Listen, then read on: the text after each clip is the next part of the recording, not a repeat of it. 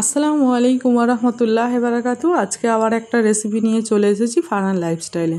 তো সন্ধ্যের দিকে একটু ভালোই খিদে পাচ্ছিল সবারই, তো সেই জন্য ভাবলাম চলো আজকে একটা অন্য কিছু বানানো যাক। তা বানিয়েছিলাম ভেজ রুটি। তো এটা করতে কি কি ব্যবহার করেছি সেগুলো তোমাদের সাথে এখন শেয়ার করছি। তো প্রথমে নিয়ে নিয়েছিলাম একটা বোল, তার মধ্যে দিয়ে দিচ্ছি পরিমাণ মতন আটা। আটাটা খুব বেশি নিইনি, যে কারণ অল্প করেই বানাবো। বেশি করে এখন যদি খেয়ে নিই রাতে আর কিছু ডিনার করতে পারবো না, সেই জন্য অল্প করেই বানিয়েছিলাম। আর বাড়িতে ওই দিন কেউ ছিল না, তো সেই জন্য অল্প করেই বানালাম। তো প্রথমে একটু আটাতে একটু নুন দিয়ে দিয়েছিলাম আর দিয়ে দিয়েছিলাম চিলি ফ্লেক্স। তার মধ্যে এবার দিয়ে দিচ্ছি গাজর আর বিনস আর কাঁচা লঙ্কা আর পেঁয়াজ কুচি। সব কটা কুচিয়ে ভালোভাবে সরু সরু করে কোচাতে হয়েছিল, যাতে আমার রুটি হওয়ার সাথে সাথে এইগুলোও যেন সিদ্ধ হয়ে যায়। তারপরে এখানে দিয়ে দেবো একটা ডিম। ডিমটা দিলে এর টেস্টটা পুরো অন্যরকম হয়ে যায়, বেশ খেতেও খুব সুস্বাদু লাগে। তো সব কটা আগে আটার সাথে ভালোভাবে মাখিয়ে নেব।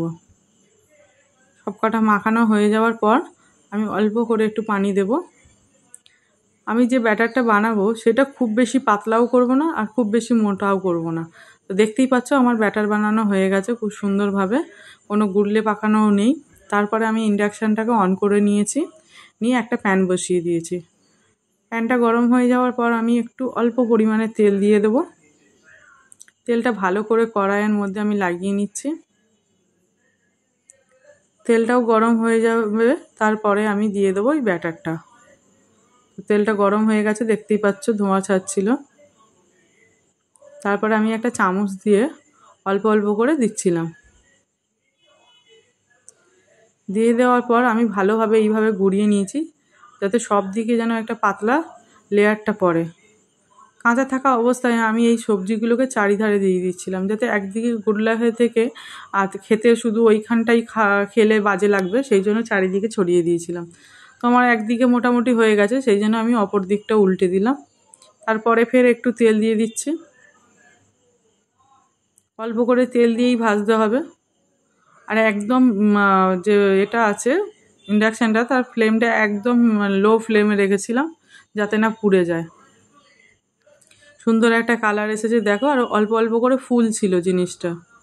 এটা আরও বেশি ফুলবে যদি সময় করে, ব্যাটারটা বেশ 30 মিনিটের মতন যদি রেখে দাও আগে থেকে তৈরি করে, তাহলে আরও সুন্দরভাবে ফুলবে আর নরমও হবে। নরমও হয়েছিল ওই দিনকে, কিন্তু আরও যদি বেশিক্ষণ রাখা যায় তো আরও সুন্দর হয়।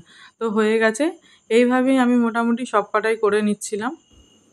করে নেওয়ার পর আমি নামাজে চলে গেছিলাম। ওদেরকে ডাকতে ডাকতে আমার আরও ঠান্ডা হয়ে গেছিলো, তাই জন্য আমি ফের আবার ইন্ডাকশানটা অন করে এইভাবে গরম করে নিচ্ছিলাম।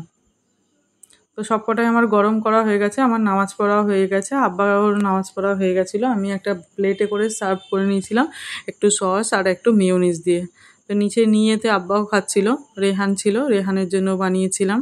তো সবাই মিলে এইভাবে আমরা পুরো সন্ধ্যেটাকে এনজয় করেছিলাম। তো এই ছিল আমার পুরো ভিডিওটা। কেমন লাগলো বন্ধুরা জানিও, আর যারা যারা আমার ভিডিওগুলো দেখছো তাদের জন্য অনেক অনেক থ্যাংক ইউ। আবার দেখা হবে নতুন একটা রেসিপি নিয়ে, নতুন একটা ভিডিও নিয়ে। তো সঙ্গে থেকো বন্ধুরা, টাটা।